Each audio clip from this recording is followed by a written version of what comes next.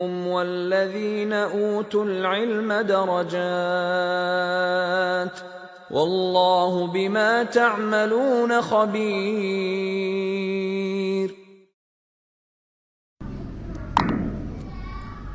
Bismillahirrahmanirrahim. Assalamualaikum warahmatullahi wabarakatuh. Innal hamdalillah nahmaduhu wa nasta'inuhu wa nastaghfiruh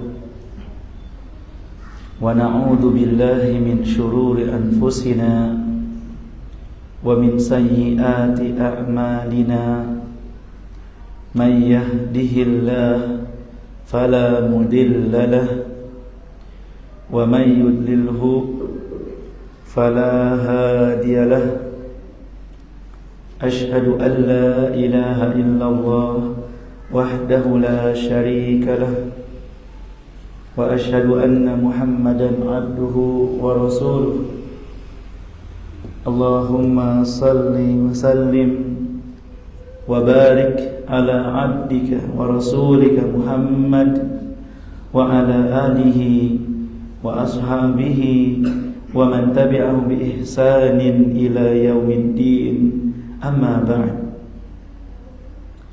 Jamaah Masjidil Hijrah yang semoga dirahmati dan dimuliakan Allah Subhanahu wa taala.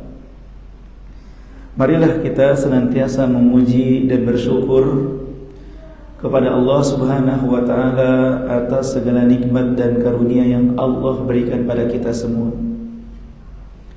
Terutama nikmat yang paling besar adalah nikmat agama, nikmat diniyah. Karena nikmat ini hanya diberikan kepada orang-orang yang Allah cintai saja.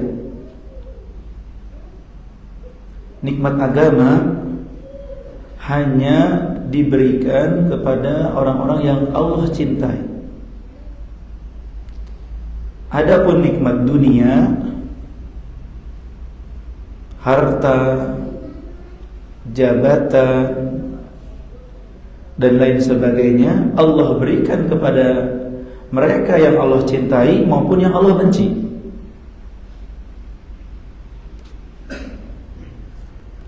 Sebagian orang mengira kalau diberikan harta tanda Allah cinta. Saya kaya nih, saya banyak uangnya nih, tanda Allah sayang sama saya,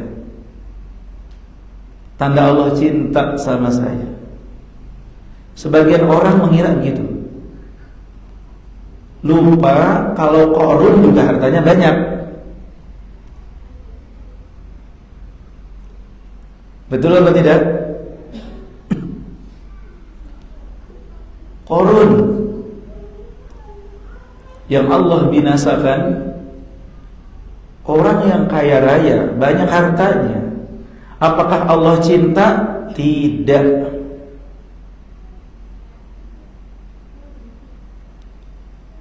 Demikian juga jabatan. Sebagian orang mengira kalau jabatannya tinggi, tanda Allah sayang sama saya. Padahal Fir'aun kurang tinggi apa jabatannya? Fir'aun, apakah Allah cinta? Allah hancurkan, Allah binasakan. Padahal jabatannya tinggi banget.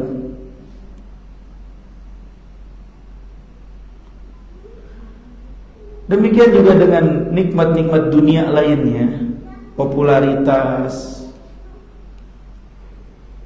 wanita, dan lain sebagainya, tidak menjamin Allah cinta kepada dia. Karena Allah berikan harta, jabatan, dan dunia kepada orang-orang yang Allah cintai maupun yang Allah benci. Ada yang jabatannya tinggi dan Allah cinta, seperti Nabi Daud, Nabi Sulaiman, seorang raja. Ya. Tetapi ada juga yang Allah benci seperti Fir'aun. Tapi nikmat agama berupa keimanan, keislaman, ketakwaan hanya diberikan kepada orang-orang yang Allah cintai.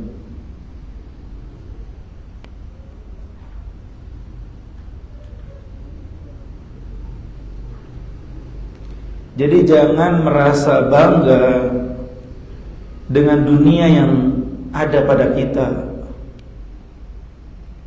Bisa jadi justru itu adalah istidraj.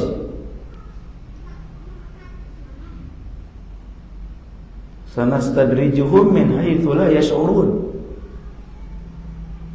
Tanpa kita rasa, tanpa kita duga gitu ya, ternyata itu istidraj.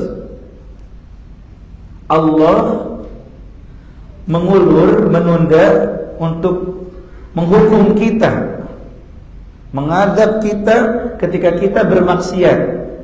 Dibiarkan terus dengan kesehatannya, dibiarkan dengan harta bendanya, dengan jabatan dan popularitasnya,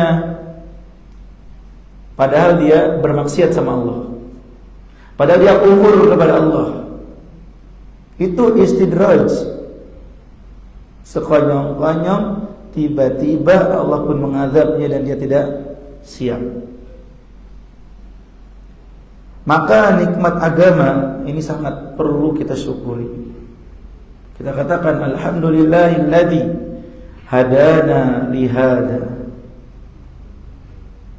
wa ma kunna linahtadiya laula an hadana Allah. Segala puji bagi Allah yang telah menunjukkan kepada kita hidayah ini. Kita tidak akan bisa di atas hidayah ini kalau bukan Allah yang memberikan hidayah. Bersyukur Allah buka hati kita, Allah mudahkan langkah kita untuk hadir di majlis ilmu. Karena tanda Allah menginginkan kebaikan bagi kita. Man yuridillahu bihi khairan yufaqihu fid din. Barang siapa yang Allah inginkan kebaikan, Allah jadikan ia paham tentang perkara agamanya. Orang yang tidak paham, orang yang tidak berusaha untuk paham, ya tanda Allah tidak menginginkan kebaikan.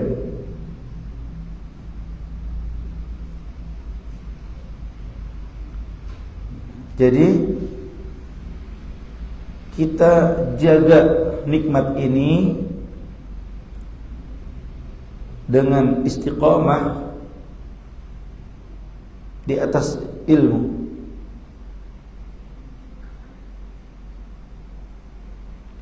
Karena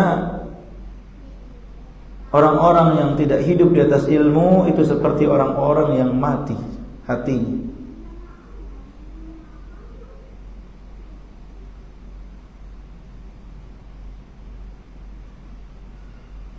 Ya, karena hidupnya hati dengan ilmu. Sampai-sampai Hasan Al-Basri mengatakan laulal ilmu lakana an-nas kal bahaim. Kalau bukan karena ilmu agama, manusia itu seperti binatang ternak. Kalau bukan karena ilmu agama, enggak tahu halal haram, enggak tahu mana yang wajib, mana yang dilarang.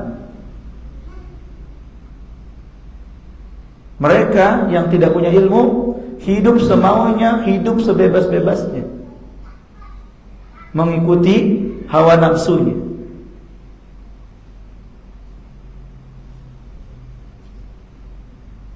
Makanya hajat kebutuhan terhadap ilmu seperti kebutuhan seseorang kepada makanan, nggak bisa tanpa ilmu. Dan pembahasan kita di kesempatan ini melanjutkan pembahasan kitab Tadhkiratus Shami, masih tentang pasal adab seorang guru terhadap dirinya, seorang yang berilmu terhadap dirinya. Di pertemuan sebelumnya tentang muraqabatullah, bahwa seseorang yang punya ilmu itu harus merasa diawasi oleh Allah Subhanahu wa taala.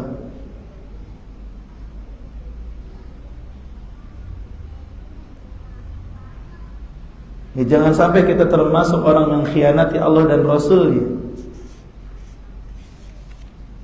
dan mengkhianati amanah-amanah. Ilmu harus membekas pada diri kita. Karena sebagaimana kata Imam Syafi'i, laisal ilmu ma hufidha, al-ilmu ma nafa. Ilmu bukan sekedar yang dihafal, tapi yang bisa memberikan manfaat.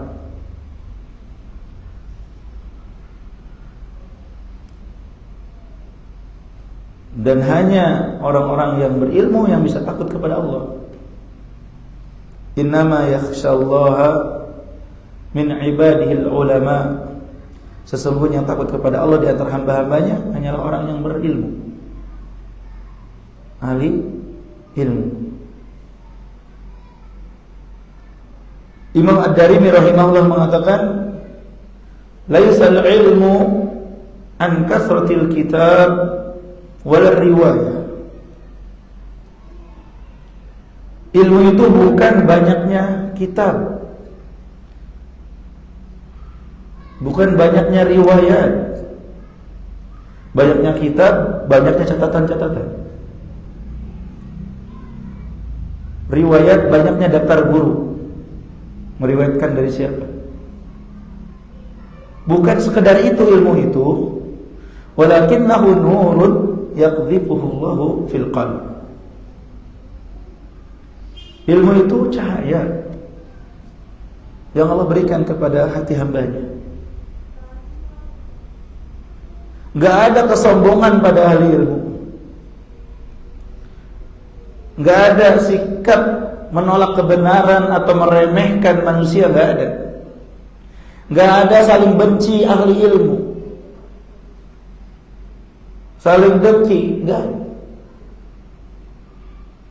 Hatinya dipenuhi dengan cahaya kebenaran, keimanan, ketakwaan.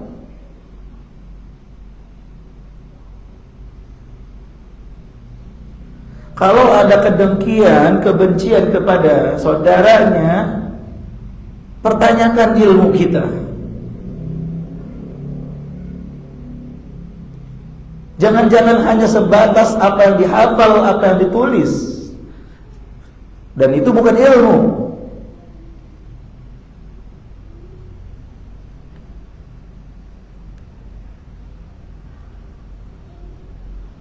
Ilmu itu cahaya yang ada dalam hati hamba. Semakin punya ilmu, semakin rukun. Semakin punya ilmu, semakin cinta damai. Semakin punya ilmu, semakin sayang kepada makhluk.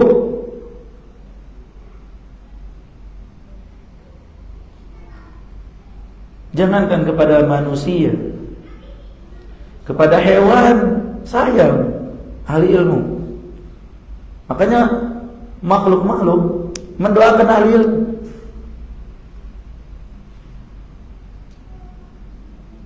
Kenapa? Di antara sebabnya karena mereka menebarkan kasih sayang.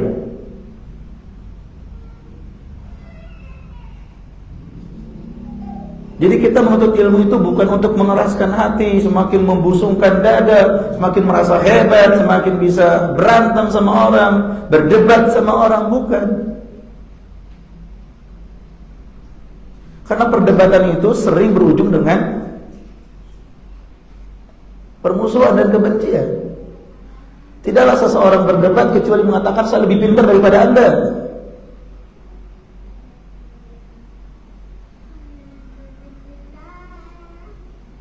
Ya, kebanyakan ketika berdebat seperti itu.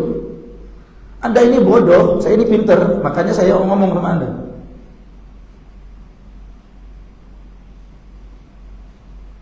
Sering perdebatan menimbulkan kebencian, permusuhan karena ada seperti itu. Ada ujub, ada sombong pada dirinya.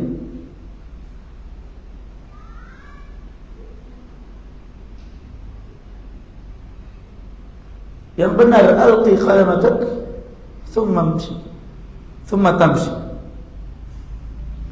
Sampaikan kebenaran, kemudian udah berlalu, mau diterima, monggo, nggak diterima, ya monggo juga.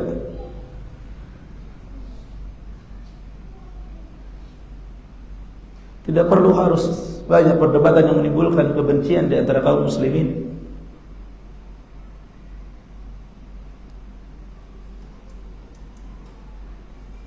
Ya, ini pembahasan sebelumnya, bahwa seorang yang berilmu itu harus merasa diawasi oleh Allah Subhanahu wa taala dan nampak pada dirinya ilmu tersebut. Kemudian yang kedua, ya, ada seorang ahli ilmu pada dirinya adalah menjaga ilmu.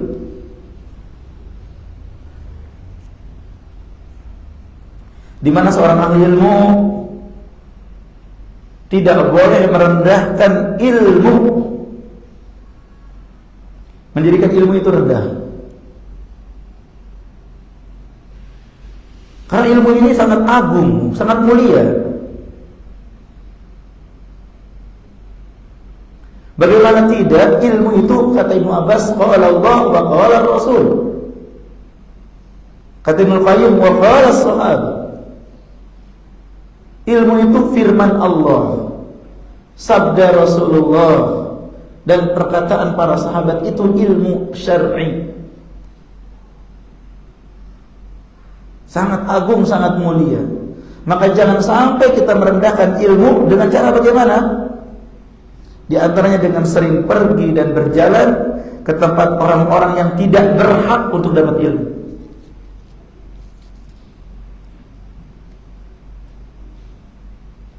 Ilmu itu hanya untuk mereka yang jujur ingin mendapatkan ilmu.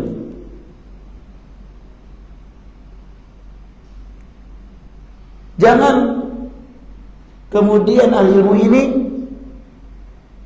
merendahkan ilmu yang ada pada dirinya dengan mendatangi para pecinta dunia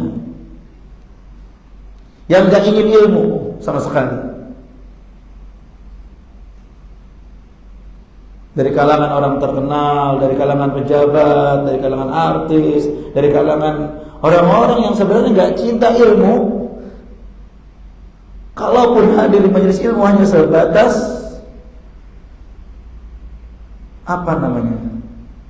pencitraan semata. Gak butuh ilmunya, butuh update statusnya, butuh kontennya. Sebagian orang tidak mencari ilmu, makanya mereka enggan untuk gabung bersama kaum muslimin, duduk bareng belajar, enggan. Siapa saya ini orang hebat, masa harus duduk dengan orang rendahan, orang-orang yang mungkin menurut mereka di bawah strata sosialnya.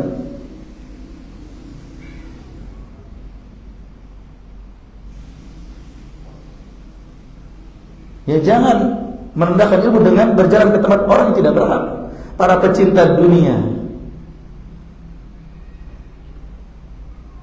Mereka mau belajar, datang ke ahli ilmu.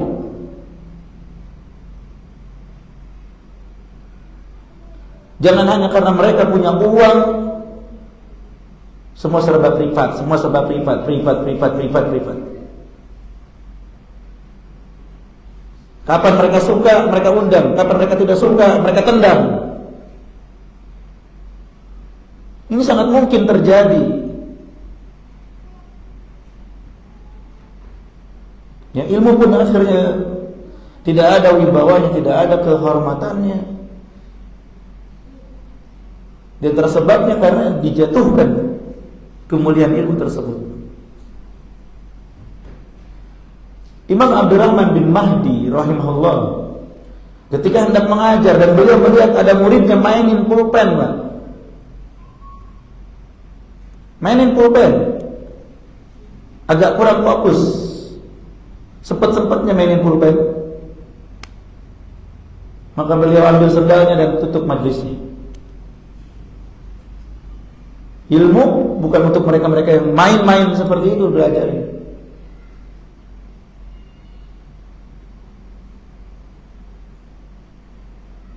Ya, mereka sangat memperhatikan. Kecuali ada sesuatu yang bersifat mendesak. Ya, atau ada keperluan. Maka tentu ini berbeda kasusnya. Nabi SAW datang ke Taif. Walaupun ahli Taif nggak mau ilmu. Nah ini perlu dipahami, beda konteksnya. Ahli ilmu datang untuk mendakwahi seperti Rasulullah dan tidak mengharapkan apapun dalam dakwahnya. Ini berbeda dengan mereka yang datang kepada pecinta dunia, tapi karena ada sesuatu yang dia inginkan. Sekiranya tidak ada yang diinginkan dari perkara dunia, dia tidak akan datang. Entah harta, entah jabatan, entah popularitas, entah wanita, entah apa lagi dari perkara-perkara dunia.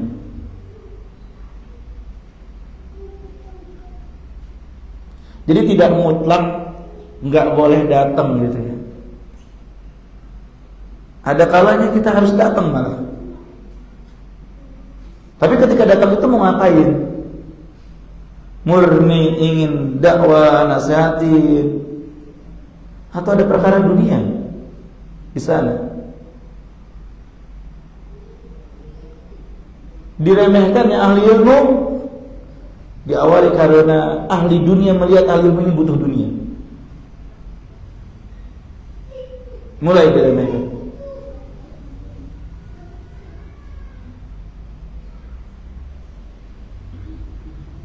Sedangkan para nabi dan rasul mengatakan, "Qul la as'alukum alaihi ajra." Katakan, aku tidak meminta dari kalian itu upah dalam dakwahku ini. Gak mengharapkan dunia dari kalian.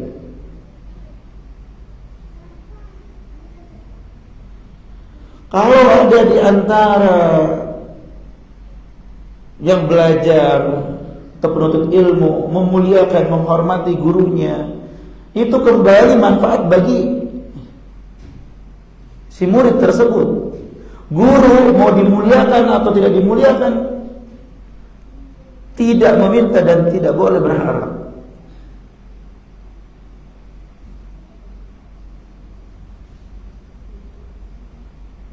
Ada kalanya yang diajari itu mengucapkan terima kasih, jazakallahu khairan dan seterusnya.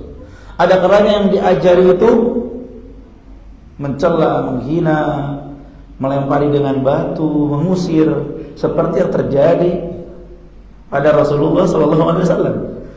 Yang menyambut maupun yang mengusir, tetap Rasulullah semangat dakwah dan mendoakan kebaikan bagi keduanya.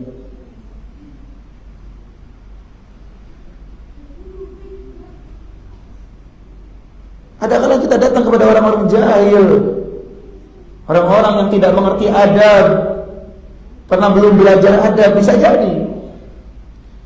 Maka ahli ilmu tidak boleh gila hormat di situ. Tidak boleh mengharapkan penghormatan, pengagungan. Dari awal datang sampai akhir tidak dikasih minuman misalnya. Tidak mendapatkan senyuman atau kalimat-kalimat baik dari pengundangnya misalnya. Enggak apa-apa. Karena mungkin mereka belum belajar bagaimana adab mereka kepada ahli ilmu, bagaimana adab mereka dalam belajar. Disitulah tugas kita mengajari. Ya jangan sampai merasa, wah ini gak dihormatin, ini gak dihargain, besok kamu datang lagi. Masa minum aja gak dikasih katanya. Jangankan yang lain, minum gak dikasih. Wah ini murid-murid kurang ajar ini. Besok gak mau datang lagi saya, kapok murid-muridnya gak jelas ini.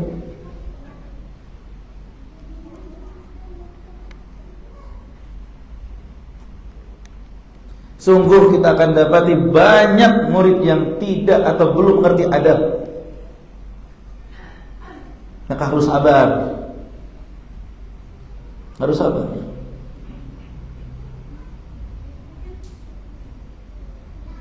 Karena adab itu kan bagian dari ilmu.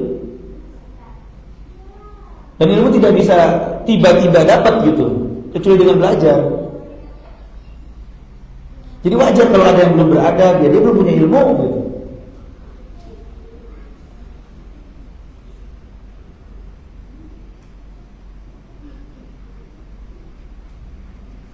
Jadi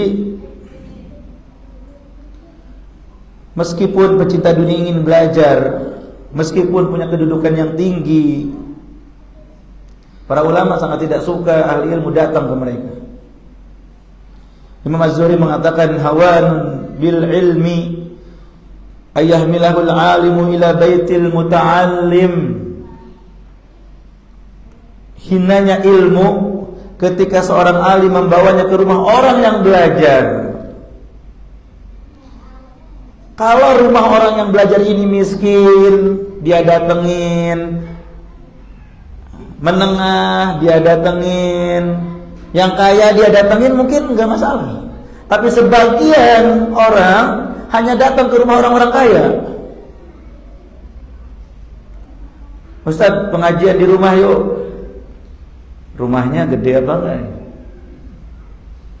Kalau rumahnya orang kaya, boleh lah. Tapi kalau orang rumah miskin, kecil, sempit, pengap, gelap, udah deh nggak usah deh. Enggan untuk datang. Sebagian seperti itu yang dikhawatirkan oleh Imam Az-Zuhri. Karena biasanya yang berani minta datang ke rumah, ajarin kami di rumah, biasanya orang-orang yang mohon maaf menengah ke atas. Jarang itu orang miskin, Ustaz, ngajian di rumah saya yuk, ajar kami dan keluarga. Jarang. Tapi nggak dihidangin apa-apa ya saja, cuma dihidangin air putih. Misal. Dan sebagian teman-teman juga begitu. Kalau tempat pengajiannya orang kaya, mereka semangat datang. Wah, jamuannya enak nih.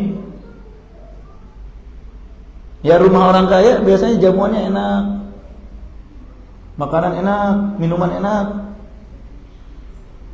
Mereka pun ikut bersemangat kalau di rumah orang kaya. Tapi kalau di rumah orang miskin, kita harus bawa minum dari rumah. Kita harus bawa makanan dari rumah. Bukan tidak boleh, silahkan mengajar ke rumah orang yang belajar. Tetapi faktornya, pendorongnya itu jangan karena dunia, tapi lillah gitu. Buktinya apa? Itu tadi, yang belajar orang kaya, yang belajar orang miskin didatengin. Bukan hanya rumah orang kaya yang didatangi, tapi rumah orang miskin enggak didatangi. Jika siapapun yang mengundang didatangi, maka insya Allah terdapat banyak kebaikan di sana.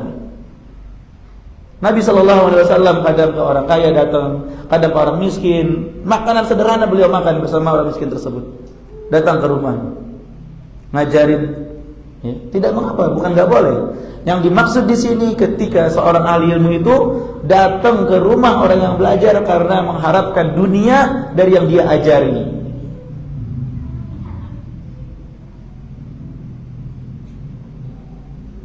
Dapat dunia lanjut, nggak dapat dunia besok nggak datang lagi. Itu yang dia khawatirkan. Dan hal itu membuat ilmu menjadi hina karena orang-orang tersebut yang undang-undang tersebut merasa berkuasa karena di rumahnya. Pak Yai bahas tentang ini ya, Pak Yainya nggak nurut, ngambek, besok nggak diundang lagi. Ya jadi akhirnya diatur ilmu, ahli ilmu diatur oleh pecinta dunia. Sekali lagi biar diluruskan, biar tidak salah paham, bukan berarti nggak boleh. Sangat boleh datang ke rumah, asalkan tidak ada faktor duniawi di sana. Dengan dibuktikan apa? Datang ke orang kaya, datang ke orang miskin, sama saja. Ngajar dimanapun. Mau dapat sesuatu dari yang belajar atau tidak dapat sesuatu, tetap semangat sama saja. Itu nggak apa-apa.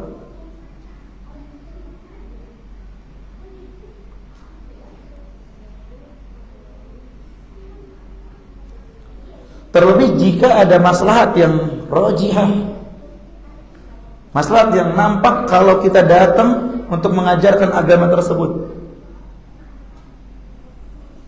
dengan niat yang baik, maka itu tidak mengapa, dan itu tidak menghinakan ilmu.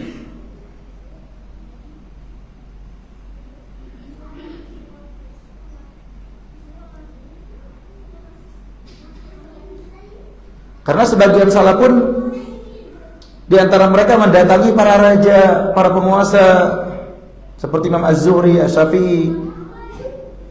Tapi datang ke raja dan penguasa bukan untuk dapat imbalan, berharap dapat jabatan, dapat imbalan, ngikutin apa penguasa, enggak.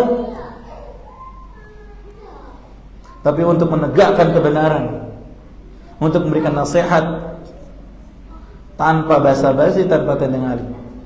Karena Allah diterima, alhamdulillah. Enggak diterima juga sudah menunaikan kewajiban. Mereka datang ke penguasa, itu boleh, bahkan itu dianjurkan.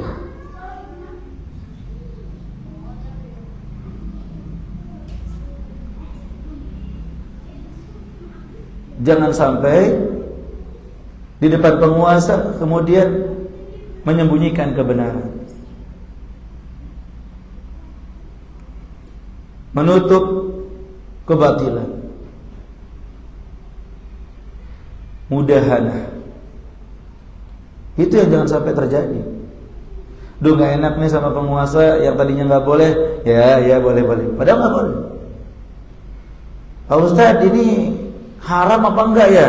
Aslinya dalam syariat haram, tapi gak enak nih sama penguasa. Ya, ada dua pendapat, Pak. Ada yang bilang haram, ada yang bilang enggak.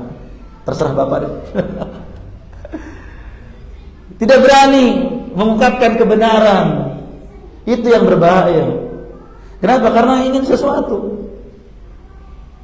Maka berusaha mencocoki penguasa. Supaya cocok dengan penguasa gimana?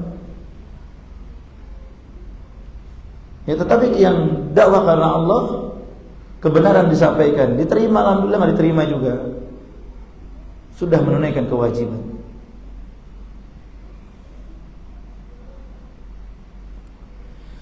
Kemudian mudzakarah ilmu kepada ahli ilmu lain, apalagi ahli ilmu yang zuhud, itu juga tidak mengapa datang ke rumah, dan sama sekali tidak menghinakan ilmu. Sebagaimana Sufyan Ats-Tsauri mendatangi Ibrahim bin Adham untuk ngajarin. Ya, ada ahli ilmu lain pintar satu bidang, tapi ada sisi-sisi lain yang mungkin belum tahu. Namanya ilmu tidak bisa dikuasai semuanya. Maka sesama ahli ilmu datang, berkunjung, ngasih nasihat, bukan mau merendahkan ilmu, tapi justru itulah menyampaikan ilmu kepada sesama ahli ilmu. Abu Ubaid mendatangi Ali bin Madini untuk memperdengarkan, mengajarkan hadis-hadis yang Ali Madini belum dengar hadis tersebut. Jadi ini ya, datang ke orang yang belajar, apalagi yang belajarnya itu pecinta dunia, itu bisa menghinakan ilmu, maka dihindari. Boleh datang kepada orang yang ingin belajar ketika niatnya murni, ikhlas, jauh dari kepentingan duniawi, tidak membuat mudahana ketika bertemu dengan penguasa, maka itu datangi, mereka tidak mengapa. Ya, syahid dari ini bahwa kita harus memuliakan ilmu dan menjaga ilmu tersebut agar tidak jatuh. Maka tempat yang paling aman sebenarnya di masjid. Ya, di masjid memang tempat yang pas. Sebagaimana sabda Nabi sallallahu alaihi wasallam, "Majtama'a qaumun fi baitin min buyutillah yatluna kitaballah wa yatadarrasunahu bainahum illa nazalat alaihimus sakinah." Tidaklah suatu kaum berkumpul di salah satu rumah Allah di masjid,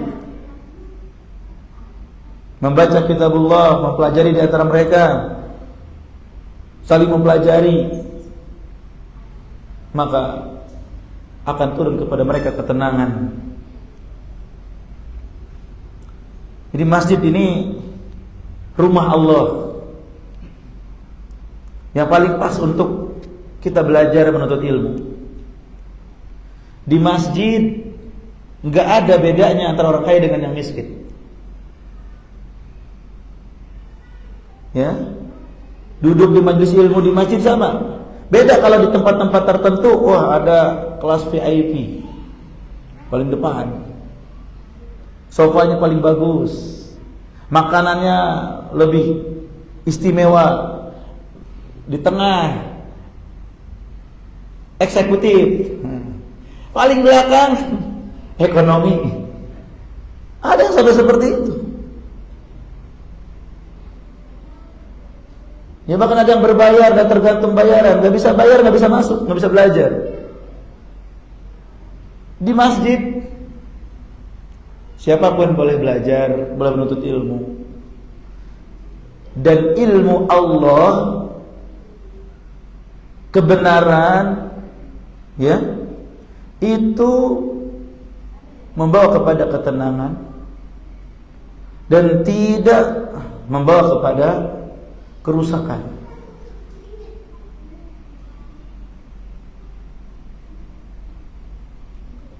Maka bebas siapapun bisa mendengar di masjid ini.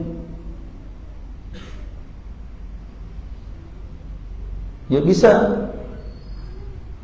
ikut hadir tanpa harus pendaftaran dan lain sebagainya.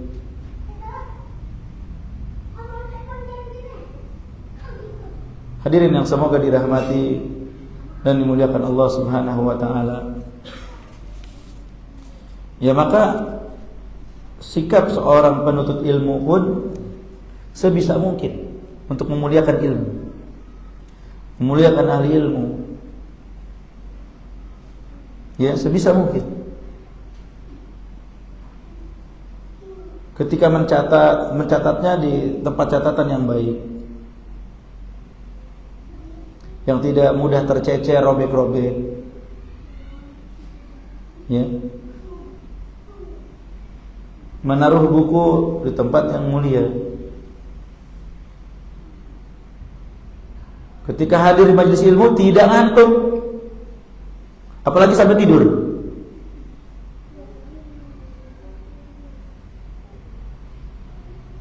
Ya, karena sebagai bentuk pemuliaan kita kepada ilmu,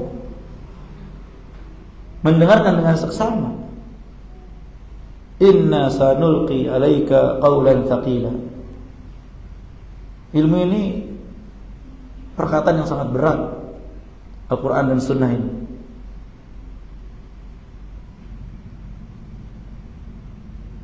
Jadi kalau kita menuntut ilmu, minta perlindungan kepada Allah agar dijauhkan dari syaitan. Karena syaitan terus menghalangi dari ilmu. Dari rumah saja dihalangi, jangan berangkat, nggak usah ngaji gitu. Dengan berbagai alasan, seakan-akan alasannya benar.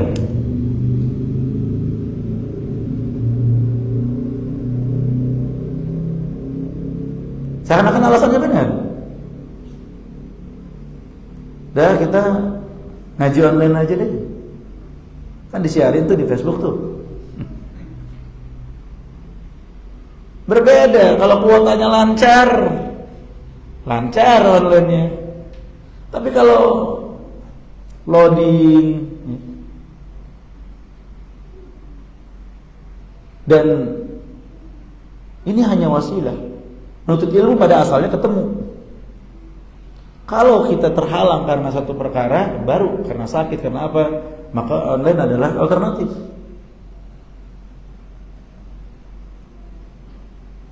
Ya kan akan banyak gangguan ketika kita hanya mendengar atau online atau nonton gitu. Fokus kita akan berbeda. Di rumah sambil dengar radio atau TV bisa jadi kita sambil-sambilan. Ustadznya ngomong kemana kelewat beberapa kalimat. Ya, akan berbeda tetap. Bukan berarti nggak bagus ada media-media ya, YouTube online, TV, radio itu bagus. Tetapi kembali kepada asal. Itu wasilah yang mendukung, bukan pokok. Pokoknya belajar menuntut ilmu secara syafahi, ketemu antara yang mengajar dengan yang diajar. Setan berusaha menghalangi. Gimana cara supaya gak hadir? Ternyata bapak teguh, bapak kuat, tetap ingin hadir. Apapun alasannya saya ingin tetap hadir. Sampai di sini digoda. Jasadnya hadir, pikirannya entah kemana di rumah mungkin. Ngelamun, ngeliatin, tapi pikiran kemana-mana gitu. Dari 100 kalimat yang disampaikan hanya nyangkut beberapa kalimat. Kalau lihat catatan, gak nyampe 1 halaman, 2 baris doang. 1 judul, 1 lagi penutup. Banyak yang kelewat gitu, nggak fokus. Ketika Bapak tanamkan saya ingin fokus, mulai ngantuk. Fokus ngantuk gitu.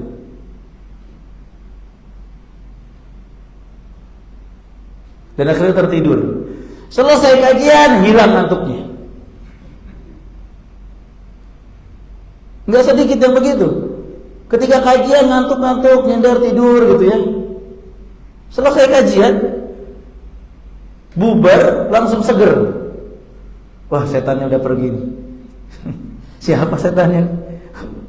Berarti pengajar ini yang bikin ngantuk.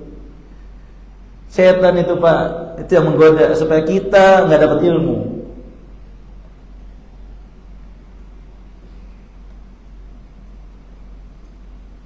Kita harus mendengar dengan baik, memperhatikan dengan baik, yang muliakan ilmu ini. Jangan lihat orangnya, kalau orangnya biasa aja nih. Tapi yang disampaikannya mengandung ayat Al-Quran dan hadis Nabi, ya maka harus diperhatikan dengan seksama. Sudah Isya. Semoga Allah berkahi kita semua, Allah jadikan ilmu kita bermanfaat. Ya, kita tutup karena sudah masuk waktu Isya. Subhanakallahumma bihamdika asyhadu an la ilaha illa anta astaghfiruka wa atubu ilaik. Assalamualaikum warahmatullahi wabarakatuh.